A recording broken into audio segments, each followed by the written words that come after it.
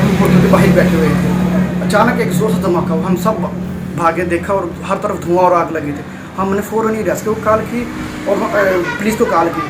वो फ़ौरन सब मौके पर पहुंच गए और उसने सब इलाके का मुहासरा कर लिया। फिर बाद में आर्मी आ गई और आर्मी ने अपनी पूरी कार्रवाई की और अब चले गए। और अब हमारे होटल का कौन नुकसान जिम्मेदार कौन है? हमारा होटल सारा तबाह हो गया, हमारा घर तबाह हो गया। हम इसके कहाँ रहें, कहाँ रहायश रखें? हमारे यहाँ गवर्नमेंट हुकूमत पाकिस्तान से अपील है कि इसका उजाला किया जाए, हमें माली मावनत की जाए, इमदाद की जाए। हमारा काफ़ी नुकसान हुआ है। वहाँ पे जो बड़ी गाड़ी खड़ी है वो मेरी है, ठीक है सर। हमारा वो रोज़ी कमाने का एक ज़रिया था जो आपके सामने बर्बाद हो चुका है।